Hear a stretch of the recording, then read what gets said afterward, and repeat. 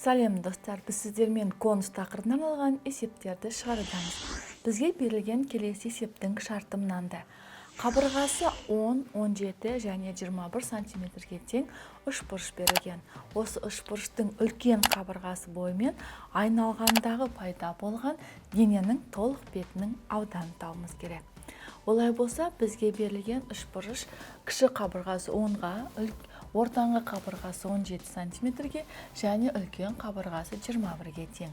Осы үлкен қабырғасы айналу осі болып табылатындай және қалған екі қабырғасымен айналғандағы пайда болған дененің толық бетінің ауданын табуымыз керек. Ол үшін екінші жақ бөлігіне дәл осы қалған екі бөлігін сызамыз. Мына қабырғасы да 10, 17. Және бізде айналғанда екі конустан тұратын дене пайда болады. Яғни бізде табандары радиус, R радиус. Енді белгілеуіңізсек A, B, C, D. Және олардың қиылысу нүктесі O деп белгілейік.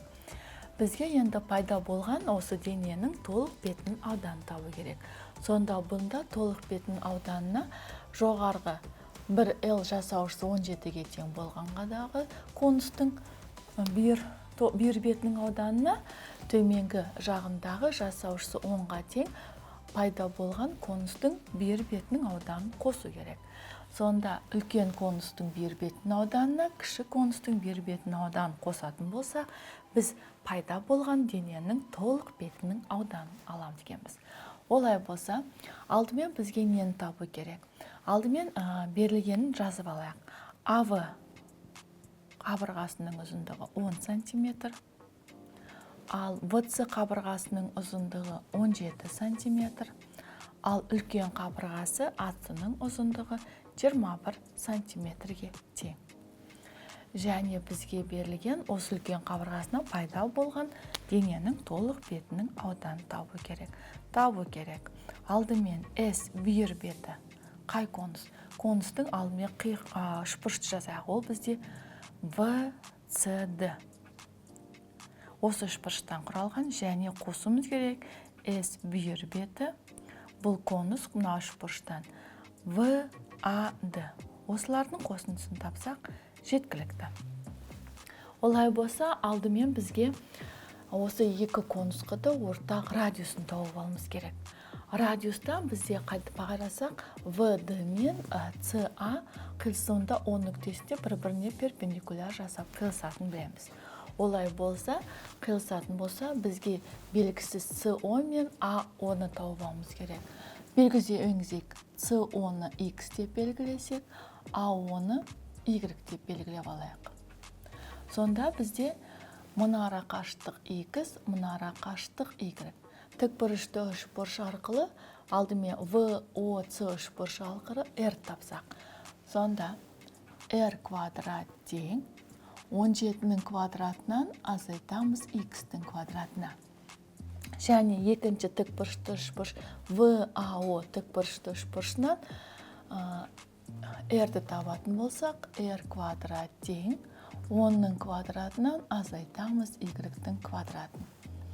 Яғни бұл жерде екі радиус тең болғандықтан біз екеуін теңестіре аламыз. Және бізде бар X пен Y-тің қосындысы 21-ге тең екені. X пен Y-тің қосындысы тең болады 21-ге.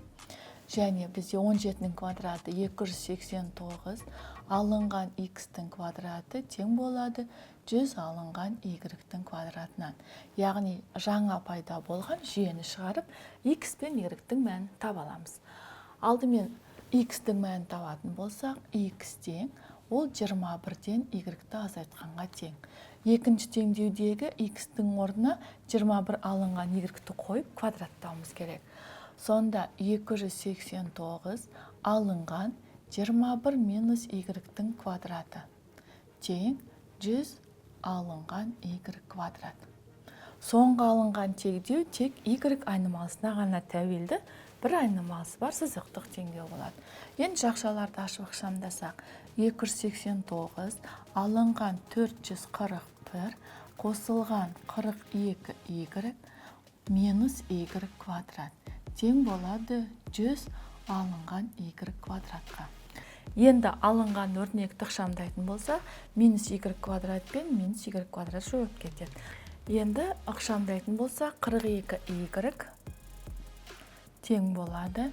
100-ден 289-ды азайтып 441-ді қосатын болсақ, 252-ге тең. Осыдан y-тің мәнін табатын болсақ, 252-ні 42-ке бөлсек 6. Яғни y-тің мәні 6-ға тең. Енді бізге x-тің мәнін тапсақ, 21-ден 6-ны азайтамыз.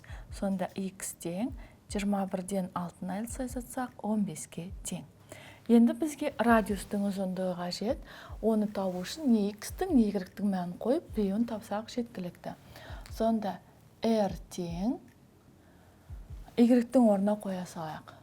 100-ден азайтамыз y 36-ны. Тең болады квадратурасынан 64. 64-тен 8-ге тең. Яғни бұл екі конусқа да ортақ радиусы 8-ге тең екенін білдіреді.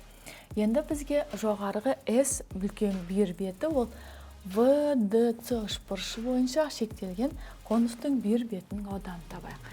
Яғни S толық бетінің ауданы S1 қосылған S2 деп жазсақ. S1-іміз ол бізде мына бөлікке тең. Қысқартып жаздық. S1-ге тең, ал екіншісі S2-ге тең.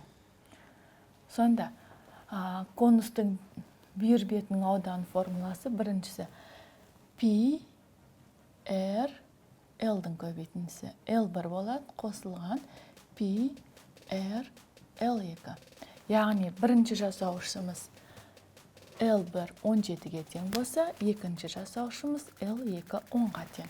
Орнына қойып есептейтін болса, тең болады Пи R бізде 8, L1 17, қосылған Пи R-іміз 8, ал L2 10-ға тең.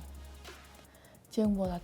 Сонда бірінші конустың бір бетінің ауданы 136 пиға тең, ал екінші конустың бір бетінің ауданы 80 пиға тең.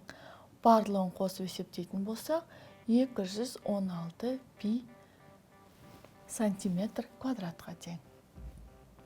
Сонда бізде берілген есептің шартында үшбұрыш берілген болатын. Қабырғалардың ұзындығы 10, 17, 21-ге тең. Үлкен қабырғасынан айналуынан пайда болған дененің толық бетінің ауданы 216 пи сантиметр квадратқа тең. Балалар, біз сіздермен конус тақырыбынан алған есептерді шығарудамыз. Келесі кездескенше сау болыңдар.